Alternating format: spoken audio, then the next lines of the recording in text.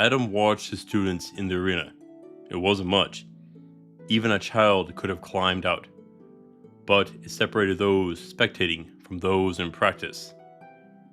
Their eyes locked on the gate as it swung open. A large, cat-like beast prowled forward. It eyed its prey hungrily. The students recoiled at their foe. Welcome to Mythical Phylogeny Adventures. I'm your guide, Jason. Today, we find ourselves before a classic monster from Dungeons & Dragons, the Displacer Beast.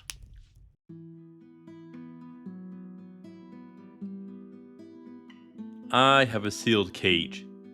Inside, there may or may not be a monster. Until you open it, you don't know. What would you do? Well, as an adventurer, you would probably throw the cage open and see what is inside. This is the Displacer Beast. It is a feline monster and sits at the top of the food chain. While often compared to a panther, it has 6 legs and 2 tentacles, ending in small spikes sprouting from its back. But that doesn't compare to its most fascinating ability.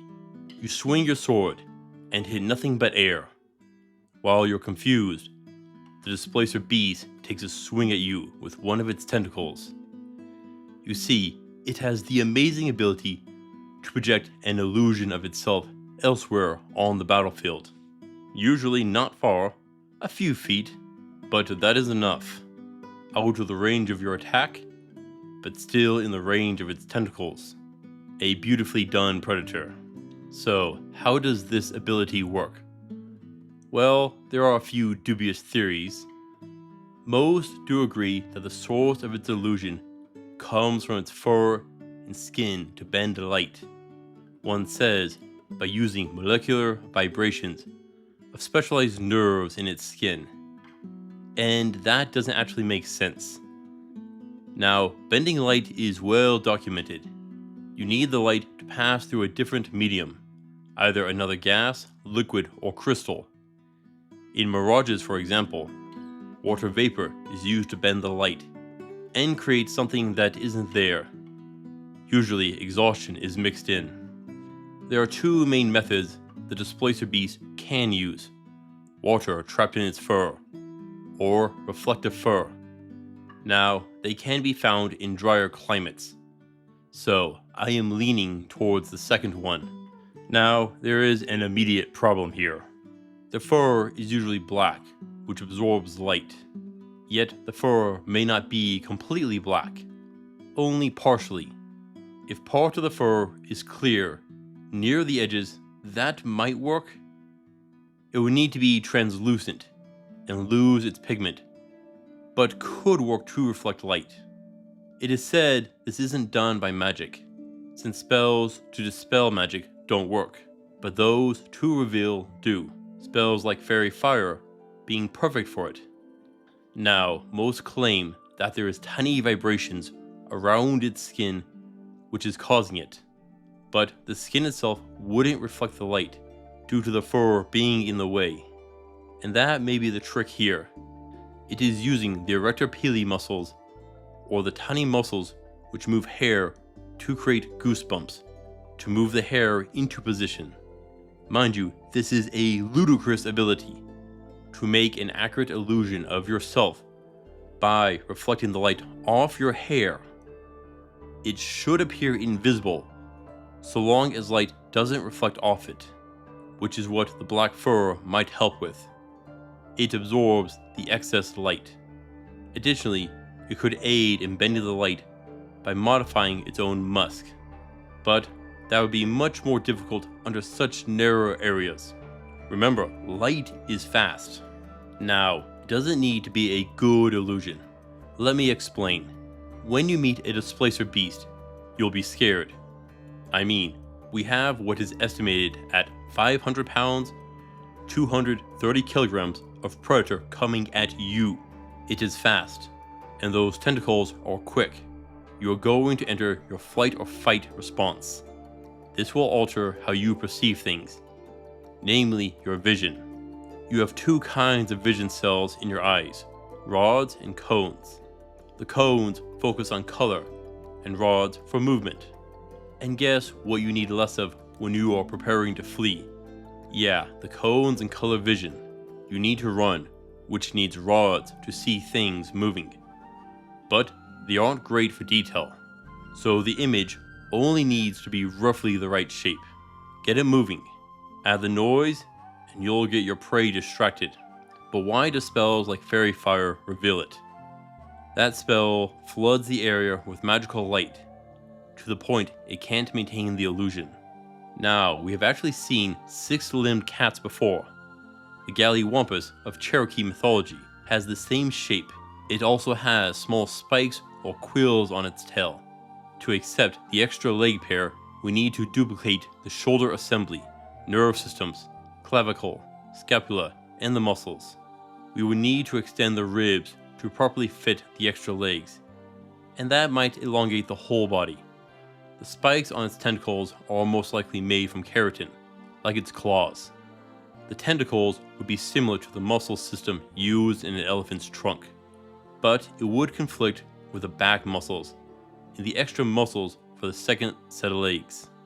So rather than strong, they may be able to get away by relying on centrifugal forces, operating the same way as a whip.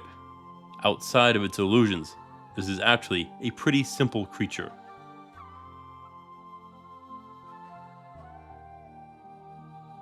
You'll need to pay attention while fighting the Displacer beast.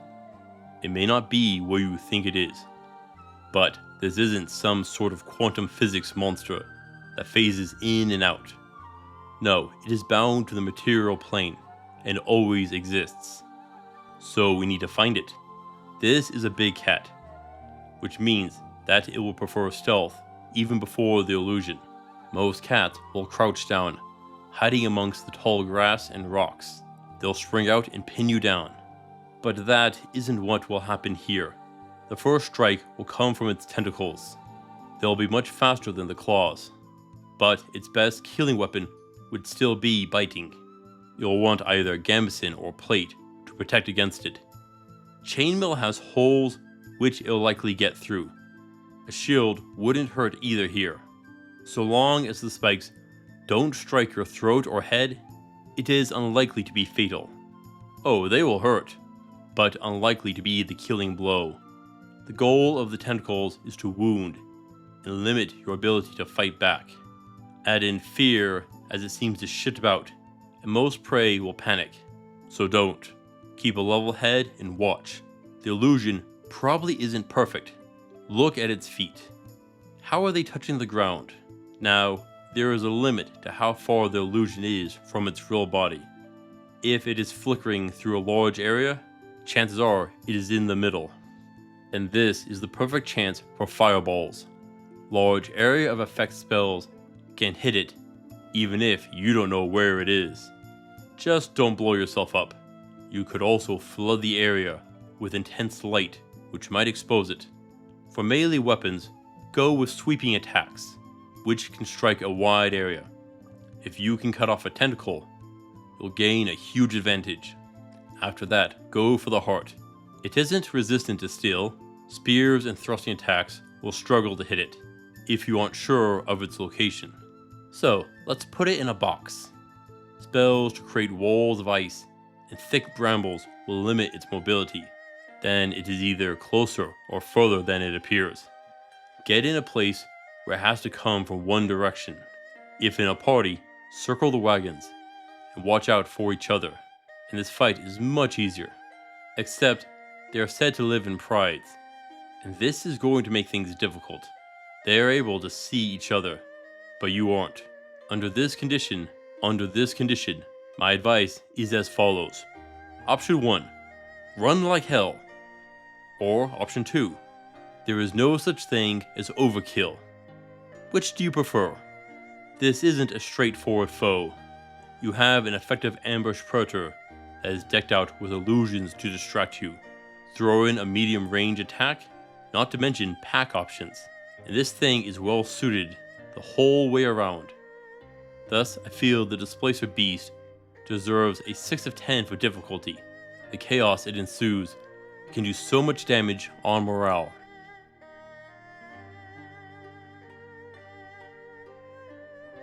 Now, if you slay it, you get the hide. If you are talented, you might be able to create a cloak that has a similar effect.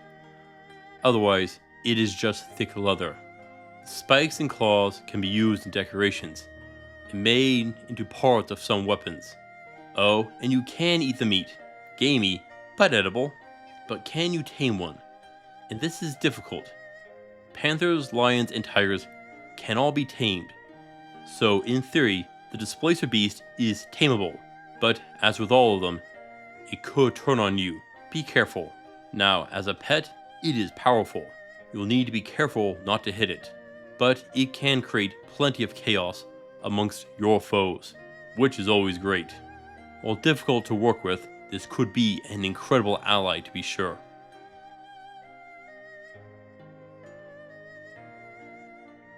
The Displacer beast flicked amongst his students. They all pulled back and circled up. A strong position, except the beast lashed out with its tentacle. Reaching above the party, it smacked a student.